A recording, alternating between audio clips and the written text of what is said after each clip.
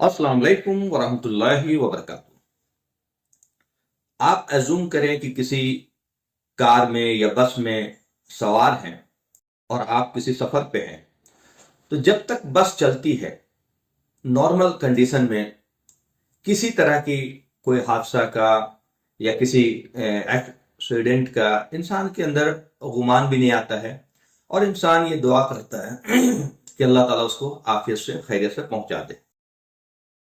لیکن اگر وہ بس گڈھے میں گر جائے یا ایکسیڈنٹ ہو جائے یا پانی میں گر جائے، کہیں پہ بھی ایکسیڈنٹ ہو جائے، تو اب تک چونکہ بس جب نارمل کنڈیشن میں چل رہی تھی تو ہمارے ذہن میں کوئی بات اس طرح کی نہیں آ رہی تھی، لیکن جب وہ بس ایکسیڈنٹ ہو گیا ہے، گر گیا ہے اور پھنس گیا ہے یا دلدل میں پھنس گیا ہے، تو کیا آپ اسی طرح کی پرسپشن میں رہیں گے، اسی طرح کی سوچ میں رہیں گے جو اس کنڈیشن میں تھے جب آپ کی گاڑی اسموتھ چل رہی تھی؟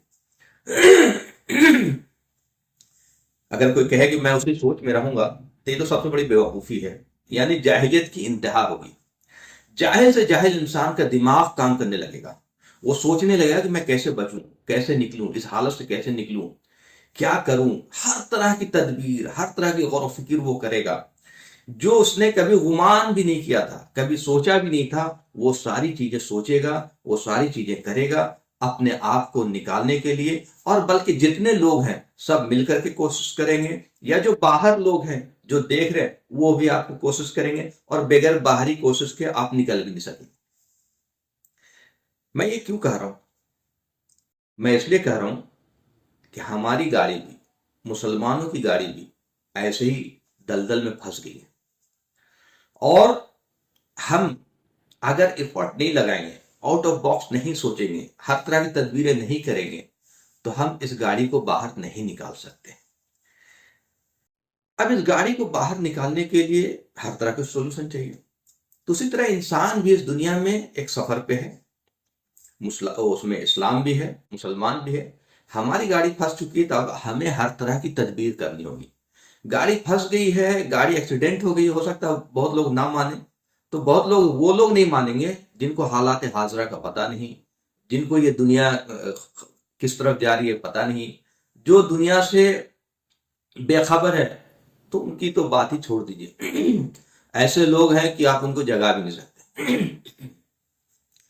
لیکن جن کو دنیا کی خبر، ان کو پتہ ہے کہ ہماری گاڑی پھنس چکی ہے، اور اس سے ہم نکلنے کے لیے ہمیں ہر طرح کی تدبیر، ہر طرح کی سولوشن کرنے ہیں۔ سولوشن ہے قرآن۔ قرآن نازل ہی اسی لیے ہوا ہے، ہدی للناس، ہدایت ہے، گائیڈنس ہے، انسٹرکشنز ہے، ہر سچویشن کے لیے، ہر مسئلے کے لیے، ہر پرابلم کے لیے قرآن قرآن قرآن۔ اس کے علاوہ کوئی آپ کو گائیڈ نہیں کر سکتا، کوئی آپ کو بچا نہیں سکتا، کوئی آپ کو نکال نہیں سکتا۔ ہم اگر کسی سچویشن میں پھنسے ہیں تو اس میں بھی اللہ کی مصلحت ہے، اللہ کی مرضی ہے، ہوتی ہے، اور اللہ ہمیں موقع دیتا ہے۔ جیسے قرآن میں آتا ہے وَلَنُذِقَنَّهُمْ عَذَابَ الْأَدْنَىٰ دُونِ الْعَذَابِ الْأَكْبَرِ لَعَلَّهُمْ يَرْجِعُونَ۔ ہم تمہیں دنیا میں عذاب، چھوٹے چھوٹے عذاب چکھاتے رہتے ہیں تاکہ تم لوٹ آؤ، تم سمجھو، تم غور و فکر کرو۔ تین لوٹنے کے لیے تو ہم کیا ہے کہ ہم دین سے غافل ہو چکے ہیں، دور جا چکے ہیں، بہت مطلب ایک طرح سے الگ الگ فرقے بنا لیے ہیں، الگ الگ مسلک بنا لیے ہیں، اور سب کا سولوشن قرآن میں۔ اب لوگ کہیں گے بھائی میں تو قرآن پڑھتا ہوں، آپ کون سی نئی بات بتا رہے؟ بے شک قرآن تو سب پڑھ رہے ہیں، قرآن دیوبندی بھی پڑھ رہا ہے، قرآن بریلوی بھی پڑھ رہا ہے، قرآن اہل حدیث بھی پڑھ رہا ہے، قرآن جماعتی بھی پڑھ رہا ہے، لیکن کسی کا نیت ہدایت کا نہیں ہے، سب کا نیت ثواب کا ہے۔ میں کیوں بول رہا ہوں، اب کس بیسس پہ بول رہا ہوں؟ میں اس لیے بول رہا ہوں کہ اگر نیت ہدایت کی ہوتی تو اس کو سمجھتا، غور و فکر کرتا، اللہ کی باتوں کو سنتا، اور اللہ کی باتوں پہ عمل کرنے کی کوشش کرتا۔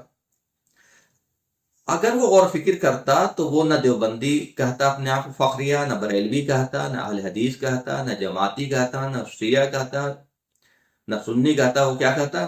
مسلمان۔ قرآن میں آتا ہے وَسَمَّاكُمُ الْمُسْلِمِينَ مِنْ قَبْلُ وَفِي هَٰذَا۔ اس نے تمہارا نام مسلمان رکھا پہلے بھی اور آئے بھی، یہ اللہ کا پسند کیا ہوا نام ہے۔ تو اللہ کا نام ہمارا پسند کیا ہوا ہے، تو اس پہ ہمیں غور و فکر کرنا چاہیے کہ بھائی ہمارا نام وہی ہونا چاہیے، ہمارا فخر کسی اور چیز میں نہیں ہونا چاہیے۔ دوسری بات کی بات لمبی ہو جائے گی، اس رمضان میں ہمیں کون سی ایسی تدبیر کرنی چاہیے؟ جیسے میں نے پہلے بولا کہ ہماری گاڑی پھنس چکی ہے، تو پھنس چکی ہے تو ہمیں ہر طرح کی تدبیر کرنی چاہیے، اور بہت ساری ایسی تدبیر بھی ہو سکتی ہے کہ جو ہمارے ذہن و گمان میں گیا ہی نہ۔ جیسے ابھی رمضان آ رہا ہے تو لوگ مسجدیں بھر جائیں گے، تراویح کے لیے مار ہو رہا ہوگا۔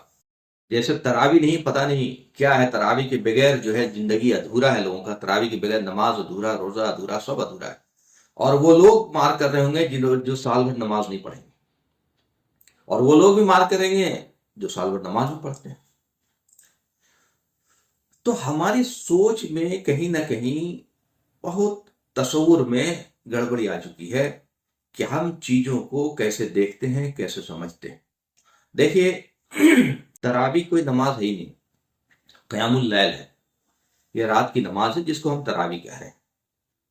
ایک عرب جب تراویح پڑھ رہا ہے، سپوز کریے کہ اگر یہ قرآن اردو میں ہوتی، قرآن نازل ہوتی اردو میں، تو قرآن پڑھا جاتا جیسے امام پڑھتے ہیں اور ہم سنتے ہیں، امام کو بھی بظاہر سمجھ میں آ رہا ہوتا ہے اور ہمیں بھی سمجھ میں آ رہا ہوتا ہے۔ اور اگر وہ قرآن اردو میں نازل ہوتا اور یہ اردو میں پڑھ رہے ہوتے ہیں تو یہ کبھی بھی اس طرح سے قرآن نہیں پڑھ سکتے تھے جیسے آج یہ راکٹ کی طرح پڑھتے ہیں۔ کیا آپ تصور کر سکتے ہیں کہ ایک آدمی موسیٰ علیہ السلام کا کہانی اگر قرآن میں بیان کر رہا ہو تو اس طرح سے سنائے کہ ہم نے موسیٰ کو بھیجا اور وہ وہاں فرعون کے پاس گیا اور موسیٰ سے فرعون سے جا کر کے کہا، اور آدمی کہے گا یار یہ تو پاگل ہے، یہ دماغ خراب ہے اس کا، کیا ایسے پڑھا جاتا ہے؟ چونکہ ہمیں عربی نہیں سمجھ میں آتی، نہ پڑھانے والے کو سمجھ میں آتی عربی، جو پڑھ رہا وہ بھی جاہل ہے، جو سن رہا وہ بھی جاہل ہے، وہ اسی طرح سے پڑھ رہا ہے۔ اور اس میں مطلب جو قرآن کی بے ادبی ہو رہی ہے نا، وہ گناہ زیادہ ہو رہا ہے ثواب کی بنسبت۔ ہم چیزوں کو سوچ ہی نہیں رہے کہ ہماری گاڑی کیوں پھنسی ہے، کیوں ہمارا دماغ کام نہیں کر رہا، کیوں ہم سوچنے سمجھنے کو تیار نہیں ہیں۔ میرے بھائی، خاص کر کے میں انڈینس کو کہہ رہا ہوں، باقی کی حالت چھوڑ دیجئے، آپ تراویح اگر نہ پڑھیں تو زیادہ بہتر ہوگا۔ اب یہ بہت لوگوں کو آبجیکشن ہو سکتا ہے، تراویح نہ پڑھیں کیسی بات کر رہے ہیں، بہت سارا تو فتویٰ لگا دے گا منکرین حدیث کا، اس لیے میں نے پیچھے ویڈیو میں بتایا کہ منکرین حدیث کون ہے۔ تراویح اگر آپ نہیں پڑھتے ہیں وہ بہت بڑا احسان ہوگا امت پہ۔ آپ اگر غور کر کے دیکھیں کہ تراویح سے ہی جڑا ہوا ہے مدرسے کا نظام، جہاں آپ مدرسے پہ انگلی اٹھائیں گے تو کہے گا کہ ہم حفاظ پیدا کرتے ہیں، اگر یہ حفاظ نہیں ہوں گے تو آپ کو تراویح کون پڑھائے گا، اور اس لیے آپ ہمیں چندہ دو۔ یہ سارا نیکسس چندے کا ہے۔ آپ اگر تراویح چھوڑ دیں اور رات میں، چونکہ ہر شخص جو ہے فجر میں اٹھتا ہے سحری کرنے کے لیے، اس کے بعد سفیشینٹ ٹائم ہوتا ہے، آپ 4 رکعت یا 8 رکعت خود سے پڑھیں، قیام اللیل وتھ فیملی پڑھیں، اس کا فائدہ بے انتہا فائدہ ہوگا اور بے انتہا ثواب بھی ہوگا۔ فائدہ کیا ہوگا؟ فائدہ یہ ہوگا کہ آپ چھوٹی چھوٹی صورتوں کو اگر یاد نہیں ہے تو آپ یاد کرنے کی کوشش کریں پڑھنے کے لیے، پھر آپ ان صورتوں کو میننگ کے ساتھ رٹ جائیں، جو اس کی میننگ ہے۔ آج کل تو لفظ بلفظ ترجمہ قرآن اویلیبل ہے، ٹرانسلیشن اویلیبل ہے، میننگ کے ساتھ آپ رٹ جائیں، آپ اس کو پڑھیں رات میں اپنی فیملی کے ساتھ، بیوی بچوں کے ساتھ، آپ وہ لذت محسوس کریں گے جو زندگی بھر آپ نے تراویح پڑھ کے لذت محسوس نہیں کیا۔ آپ کی وسعت اور صلاحیت اور ہے تو اور بڑی بڑی صورتیں یاد کرتے جائیے اور اس کی ٹرانسلیشن ورڈ ٹو ورڈ رٹتے چلے جائیے، آپ کو وہ لذت آئے گا اور وہ ثواب ملے گا جو تراویح سے 1000 گنا زیادہ ہوگا۔ ثواب بھی زیادہ، لذت بھی زیادہ، روحانی کیفیت بھی بدلے گی، اور آپ اللہ کے قریب اور قرب حاصل کریں گے۔ یہ جو لوگ پڑھا رہے ہیں نا تراویح، وہ خوش دلی سے نہیں پڑھا رہے، وہ تو مجبوری سے پڑھا رہے چونکہ ان کو پیسہ لینا ہے۔ खुश दिली से पढ़ा ही नहीं सकता। खुश दिली से वो पढ़ाएगा जिसको मीनिंग और मतलब समझ में आ रहा होगा। वो खो जाएगा पढ़ाते पढ़ाते अपने रब की याद में। वो जन्नत की बातें आएंगी तो मुस्कुराएगा, और दोजख की बातें आएंगी तो रोएगा। यहाँ तो जन्नत कब पार हो गया, जहन्नम कब पार हो गया, पता ही नहीं लगेगा। मेरे भाई, वक्त है, हमारी गाड़ी फंस चुकी है।